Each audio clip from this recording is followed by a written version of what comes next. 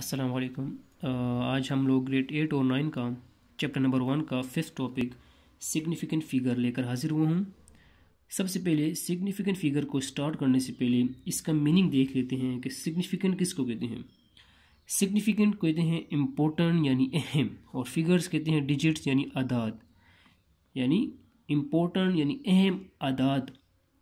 इसी के बारे में पढ़ेंगे क्योंकि चैप्टर नंबर 1 में बेसिकली हम लोग क्या करते हैं, मेजरमेंट कर रहे हैं तमाम ऐसी फिज़िकल क्वांटिटीज़ का, जैसे वेट हो गया, लेंथ हो गया, और डेप्थ हो गई, रेडियस हो गई। मुख्तलिफ़ तरह के इंस्ट्रूमेंट्स की मदद से हम लोग मुख्तलिफ़ फ़िज़िकल क्वांटिटीज़ की मेजरमेंट कर रहे हैं। वो मेजरमेंट जब हम लोग करते हैं तो उसका आंसर हमारे पास काफ़ी लेंथी आता है या स्मॉल आता है। अब इनमें कौन से नंबर को हम लोगों ने अपना आंसर लिखना है, कौन से नंबर्स को नहीं लिखना, तो ये टॉपिक बेसिकली उसी के बारे में है। आइए डिफिनेशन की तरफ बढ़ते हैं। All the accurately known digit and the one estimated digit, यानी तमाम ऐसे डिजिट्स जो आपको मालूम हो, पता हो कि ये एक्यूरेट हैं, और कुछ ऐसे डिजिट्स जो एस्टिमेटेड हों, जो गेस आपने किए हों, जो डाउटफुल हों, इसके ऊपर आपको डाउट हो कि ये चेंज हो सकता है, ये गलत है।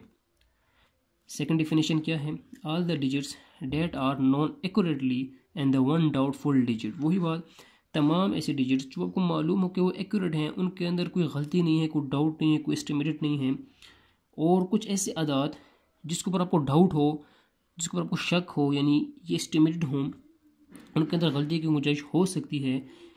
इन डाउटफुल और इन एक्यूरेटली, इन दोनों डिजिट्स को हम लोग क्या कहते हैं, सिग्निफिकेंट फिगर्स कहते हैं। अच्छा जी, एक बढ़ते हैं एग्जाम्पल की तरफ। इस डिफिनेशन को दिमाग में रखकर हम लोग एग्जाम्पल्स की तरफ बढ़ते हैं। एग्जाम्पल में को समझाने के लिए आपको मैं एक, लेट सपोज मैंने एक स्टूडेंट को बोला है कि आप इस पेन की मुझे क्या मालूम कर दो, लेंथ मालूम कर दो।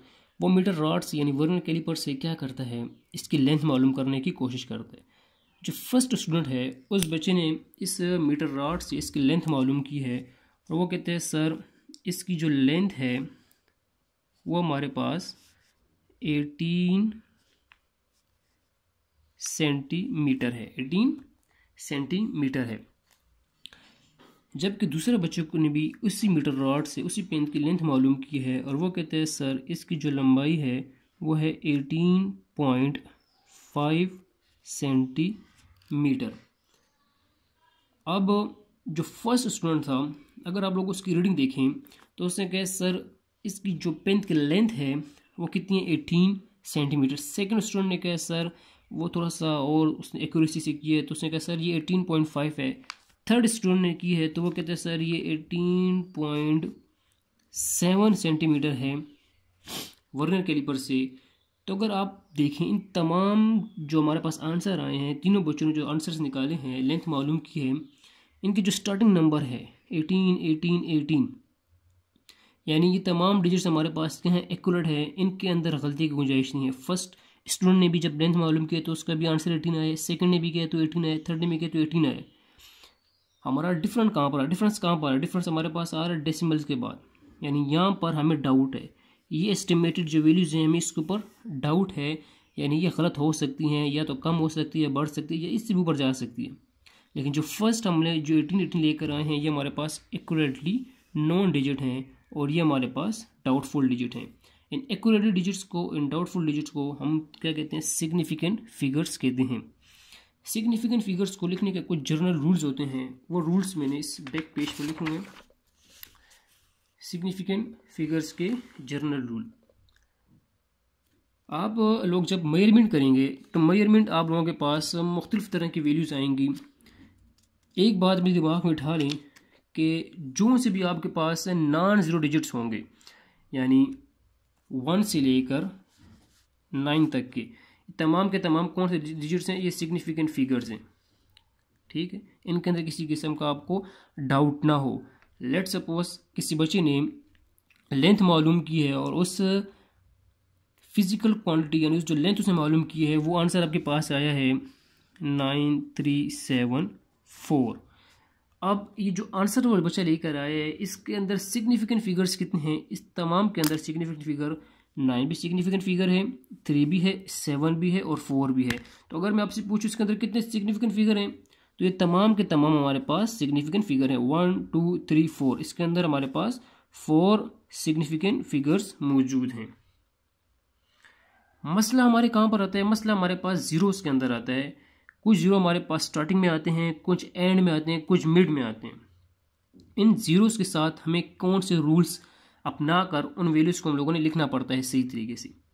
तो पहला हमारे पास रूल क्या है, जितने भी नॉन ज़ीरो डिजिट्स हैं, जितने भी नॉन ज़ीरो डिजिट्स लाइक 1 2 3 4 5 6 7 8 9 तक, वो तमाम के तमाम हमारे पास क्या हैं? सिग्निफिकेंट फिगर्स हैं। सेकंड हमारे पास क्या है? Zero is between. Zero is between से मुराद, अगर आपके पास एक वैल्यू आई है, आप लोगों ने किसी चीज़ की मेजरमेंट की है, उसका आपके पास आंसर आ गया है विच इज़ लाइक 305102। अब इस वैल्यू के अंदर हमारे पास ज़ीरो आ गए हैं। 3 के बाद भी वैल्यू ज़ीरो आ रहे हैं, 1 के बाद भी ज़ीरो, यानी ज़ीरो बिटवीन 2 डिजिट्स। ज़ीरो किसके आ रहे हैं? 2 डिजिट्स के दरमियान में आ रहे हैं। तो क्या ये ज़ीरो हमारे पास सिग्निफिकेंट फिगर्स है कि नहीं? हाँ जी, बिल्कुल ये हमारे पास सिग्निफिकेंट फिगर है। जब भी आपके पास किसी वैल्यू के अंदर ज़ीरो बिटवीन आ जाए तो हमें इस ज़ीरो को काउंट करना पड़ता है अपने आंसर के लिए। तो यहाँ पर 1 2 3 4 5 6, यहाँ पर कितने सिग्निफिकेंट फिगर हैं? यहाँ पर हमारे पास 6 सिग्निफिकेंट फिगर्स मौजूद हैं। नेक्स्ट हमारे पास क्या है? Zero to left. Zero to left या स्टार्टिंग, आप लोगों ने कोई वैल्यू फाइंड की है और उस वैल्यू का आपके पास आंसर आ गया है 0.0114। तो आया ये जो हमारे पास ज़ीरो है, क्या ये इसको हम लोग काउंट कर सकते हैं? क्या ये हमारे पास सिग्निफिकेंट फिगर है? नहीं, ये हमारे पास सिग्निफिकेंट फिगर्स नहीं है। तो कितने सिग्निफिकेंट फिगर्स हैं हमारे पास? ये 1 2 और 3।